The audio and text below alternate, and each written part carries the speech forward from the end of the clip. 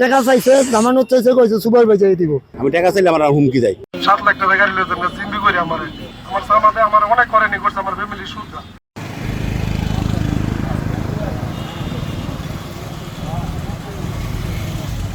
সামাদা মাটাতে 2টা গাড়ির জন্য 2 লাখ টাকা নিয়েছে, কাগজ ঠিক করে দিব।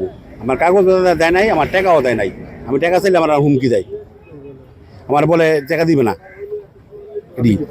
আমি সামাদের বিচার যাই। মানে আমলে হামিদ ইঞ্জিনিয়ার দিয়া আমার কোম্পানিতে ভাও করে দিয়েছে। আমি একটা প্রতিবন্ধী লোক, আমি কই যাবো? আমার আইনা দিয়েছেন লিওন ভাই চাকরি করার লাগি, আইনা দিয়েছে চাকরি করার লাগি। চাকরি করে আমি খাই 2003 সালে তাইতাম আইসি চাকরি করতাম এবং আপনার চাকরি করছিও 200 টাকা বেতনে চাকরি করছি। পরে লাস্টে হ্যাঁ আমার টাকা চাইছে, জামানত চাইছে, কইছে সুপারভাইজার দিব। তুই অসল মানুষ? পরে আমি কইছি আমি করতে দিব টাকা, আমি একটা অসল মানুষ, আমি টাকা দিতাম না, আমার রাহেন। না, তুই অনেক বছর ধরে লাইন মিনিং করছ, তুই অনেক টাকা দে, সুপারভাইজারি করবি। বসুন্ধরা টিস্যু, অশুদ্ধতার বিরুদ্ধে এক বিন্দুও ছাড় নয়।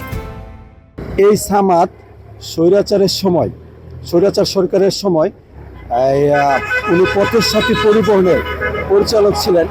ওই সময় মানুষকে মানে আমাকে সহ লিওন ভাই সহ আমাদের 18 জনের নামে মামলা দায়ের করেন, গাড়ি ভাঙচুর, অগ্নিসংযোগ, এইরকম ধারাগুলা দিয়ে। তো মামলা দায়ের করে সে আমাদের কাছ থেকে বিভিন্ন সময় ওই টাকা পয়সা দাবি করে নিয়ে যায়। তারপর থেকে সে এই রকম করতে করতে কাপাসিয়া 5টা গাড়ির মালিক হয়েছেন, বাড়ির মালিক হয়েছেন। তাদের কাজগুলোই ছিল এই মানুষকে ঠকানো এবং জোর দবল করে মানুষের কাছ থেকে হয়রানি করে টাকা পয়সা নিয়ে যাওয়া এবং সম্পদের মালিক হওয়া। 7 লাখ টাকা গাড়ি লইতে না চিন্তা করি আমার এমন হয়রানি করেন না মামা। এবারও তো আরো গাড়ি আউট করে দিছে, সিরিয়ালও দিতে আমার সামাদে আমার অনেক করেনি করছে আমার ফ্যামিলি সুদা। নষ্ট করছে আমার কষ্ট একটু। আমি কইছি গরিব মানুষ, আমি অনেক কষ্ট করে গাড়িটা কিনছি, কিন্তু আমার গাড়িটা সিরিয়াল দিছে না, টাকাও আমার 10 লাখ টাকার গাড়ি এই জায়গাতে আমার 7 লাখ টাকা জুলুম করে আমার গাড়িটা লয়ে গেছে গাড়ি। আমার কষ্ট একটু, আমার বাপ মা অনেক শেয়ার করছে গাড়ি লেগে।